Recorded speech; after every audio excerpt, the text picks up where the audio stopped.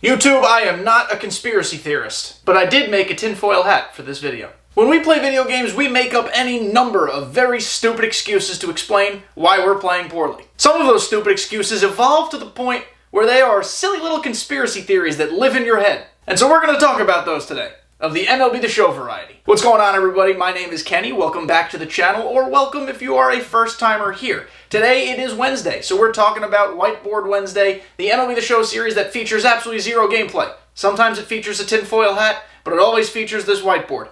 We get kind of crazy here. Today we are not talking about Bigfoot, the abominable snowman, UFOs, weird people with little nub tails, third nipples, all-seeing eye, none of that. We're not talking about any of those conspiracy theories. Instead, we're talking about just stuff we bullshit about in MLB The Show. So let's get right on into it. Also, before I write on the board again, do you believe any of these conspiracy theories to be true? If you do, let me know in the comments. Let's start a conversation. When I put the hat on all the way, you can't see my eyes.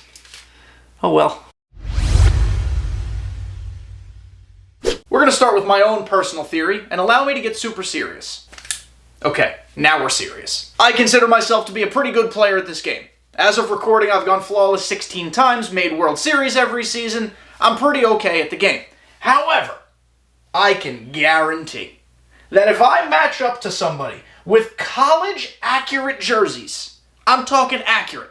I'm talking it's got the Nike swoosh, it's got the Big Ten logo, it's got perfect alternate unis, colors, and everything. I can guarantee you, I'm going to get my shit kicked in. My grand conspiracy theory is that if you create jerseys that look exactly like Tennessee, Florida, Vanderbilt, Florida State, keep Michigan, keep naming them, you are the best player at this game to ever pick up the sticks. Why is that?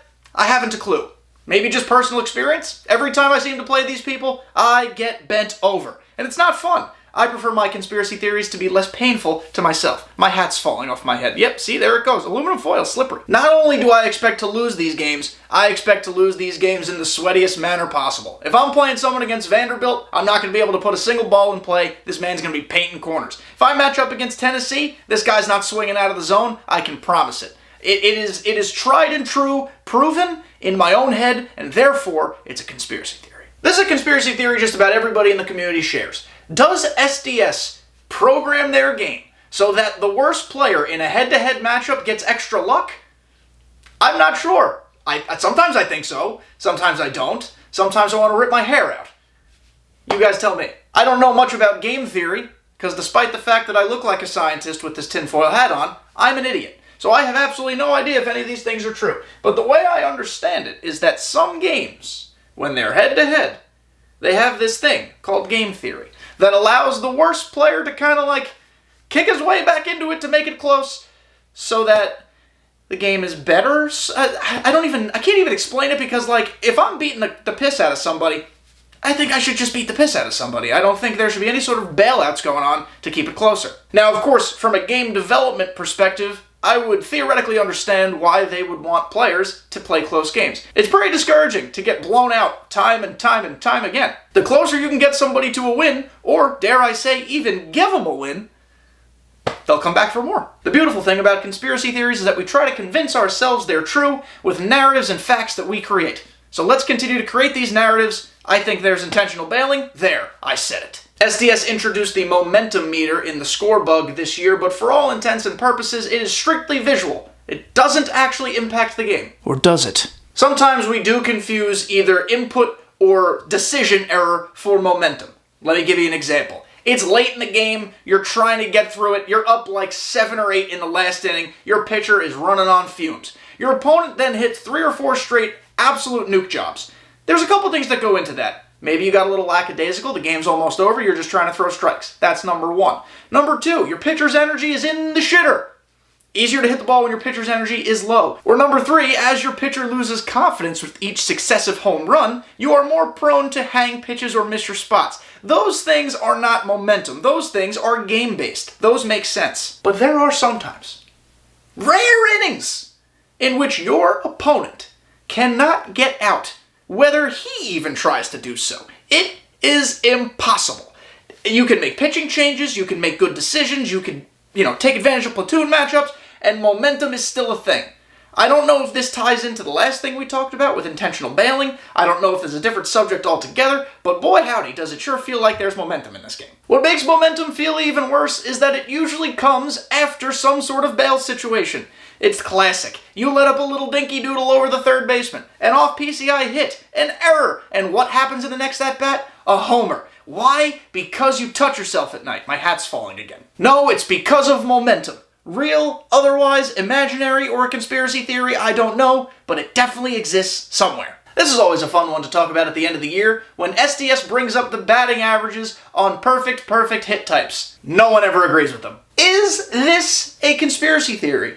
Do we have the conspiracy theory for thinking they're making the numbers up? That people hit 850 on perfects? Or are they causing this conspiracy theory by pumping false numbers? I'm not accusing SDS of cheating. This is a joke. This is for fun. The player base loves this conspiracy theory because it makes them feel better about themselves for getting out on all those perfects. I am not a true, well, that's just baseball person, but yes, it does feel like we get out on perfects quite a lot. I don't truly care what the batting averages say. I just know that when I hit perfects, I probably hit closer to like 500 than 850. But that's just me. I don't think I can wear this hat much longer. I mean, look how big this thing is. Let's wear it this way. Now I look like Captain Crunch. The numbers are the numbers. We can't argue with the numbers. It's data. It's statistics. It's based on things that have happened. Now, one concession would be if SDS could tell us how those numbers are found or are considered. What modes are they coming from? Is it all online, offline, mixed? That's the information I want to know to further kind of hammer home the perfect batting average point. But they're not lying to us, everyone. I'm pretty sure that would be illegal. Maybe, because they're a product and we're consumers. I don't think you're allowed to lie. So the conspiracy theory debunked. This is Mythbusters now. So you're playing Battle Royale. Perhaps an event game. You look at the record before the game begins. You want to know what you're getting yourself into. And then, you match up with someone with an 0-0 record. Do not feel confident, weary traveler. This is not an inexperienced person you are about to play, despite the fact that it would tell you otherwise based on that record. Oh, no. This is either someone on a burner or someone who only plays BR in events and henceforth has no record. You are about to get destroyed. The disappointment you feel when you think you're about to have a cakewalk of a game only to get absolutely dominated by somebody with an 0-0 record is like when you think somebody's attractive and then they take their shirt off and they're skinny fat. That's kind of what I'm thinking here. It doesn't make sense. You're so taken aback, you're almost speechless, and all you can just do is take it. So my theory is that everybody with an 0-0 record is significantly better than me. They only play All-Star, they've perfectly timed up the pitch speed, nothing surprises them, and I'm just ready to lose. I'm nearly ready to declare this next one fact. It is no longer theory. I am convinced that CPU defense is better in Showdown than it is anywhere else. They crank up the sliders on Showdowns for some reason because they don't want us to have fun. They don't want us to succeed. They don't want us to earn program points. They want us to curse out at our monitors when, like, Kevin Kiermaier robs his 4th straight home run in center field. It is ridiculous, the CPU defensive plays that they make. Plays that cannot be recreated anywhere in this... I just smacked my tripod. Plays that cannot be recreated anywhere in this game by user or CPU. You only see them in Showdown. It is incredible. It is rivaled closely by CPU defense in moments, but I think Showdown is just far better. I am here to tell you that as the game currently plays, reaction is a lie. Heck, I'll go as so far to say that Diamond defense is a lie. Defensive ratings are a myth. They don't matter. They're ridiculous. They're just a visual thing. I think every defender is exactly the same. I can paint you a few pictures.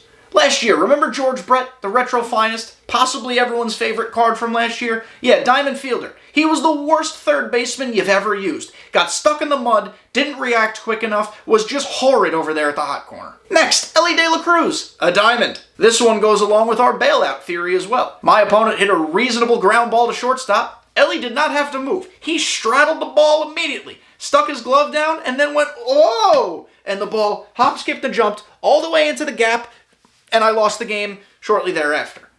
That doesn't make any sense. And then, the exact opposite. Let's use Frank Thomas. That man's never owned a glove in his life. He makes every single godforsaken play at first base. It's unbelievable. But when we talk about reaction time, that was the new thing this year. That outfielders were going to react better or worse, actually based on their reaction time.